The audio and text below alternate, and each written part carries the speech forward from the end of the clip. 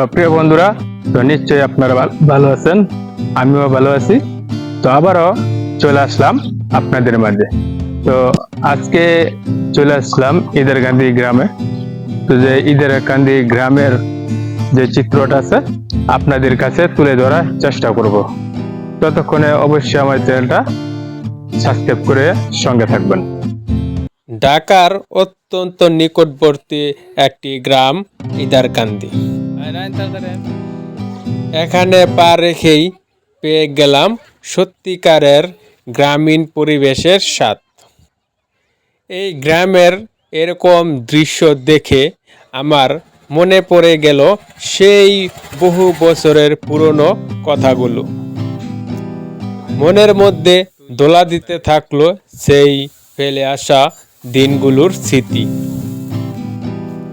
তো এই গ্রামটা যেন প্রাকৃতিক সাজে খুব সুন্দরভাবে সেজে আছে এখানে।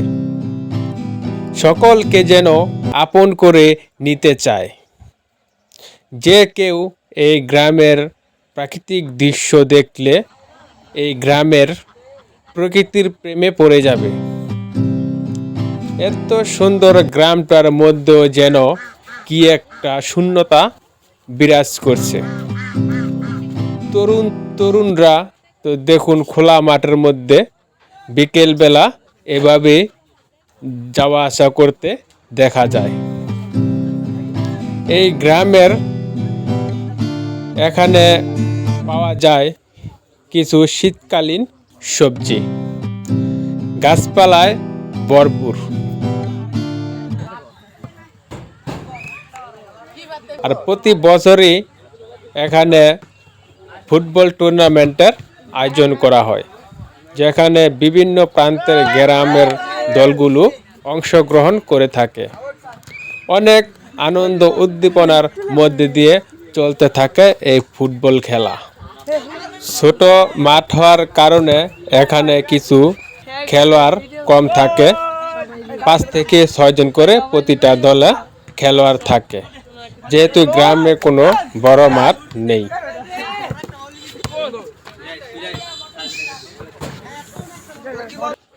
এত সুন্দর একটা গ্রামের মধ্যেও তেমন ভালো রাস্তাঘাট নাই, বলতে পারেন একটা অবহেলিত গ্রাম।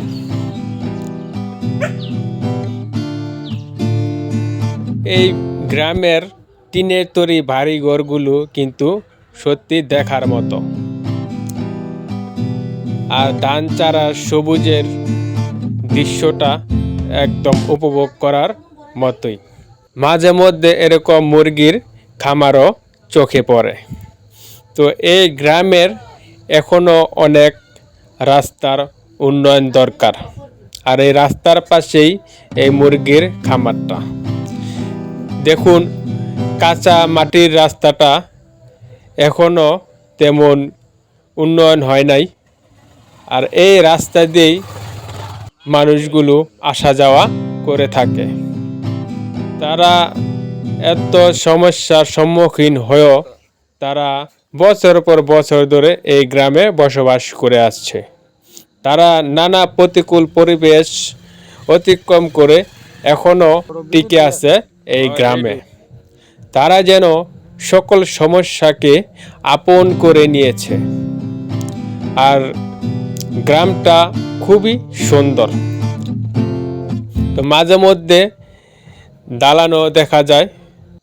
এই গ্রামটা দেখে আমার একটা কবির কথা মনে পড়ে গেল, যে পল্লী কবি জসিমউদ্দিন কেন গ্রামকে নিয়ে এত সুন্দর সুন্দর কবিতা লিখছে, এই গ্রামে না আসলে বুঝতেই পারতাম না।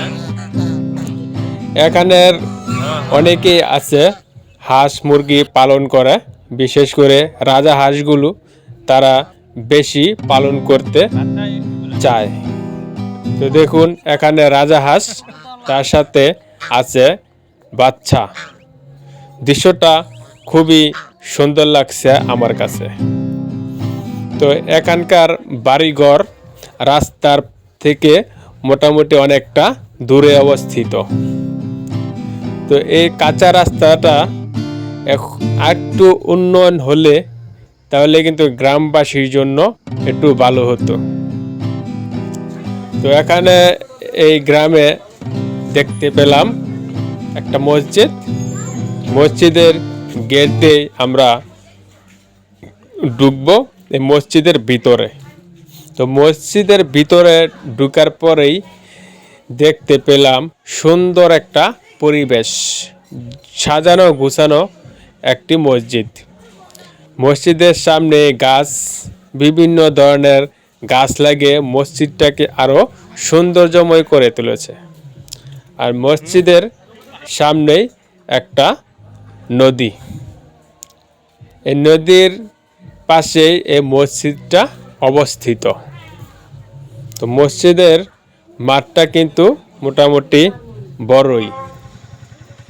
তো প্রিয় বন্ধুরা, আপনারা কিন্তু অবশ্যই আমার চ্যানেলটা সাবস্ক্রাইব করে সঙ্গে থাকবেন। বিশাল বড় একটা বন, যা অল্প কিছুদিন পরেই এখানে ধান চাষ করা হবে এবং পুরা বনটা ভরে যাবে ধানে। তো বন্ধুরা, ভিডিওটা শেষ করব। ভিডিওটা শেষ করার আগে আপনাদের একটুই অনুরোধ, আপনারা আমার চ্যানেলটাকে সাবস্ক্রাইব করে সঙ্গে থাকবেন। আল্লাহ হাফেজ।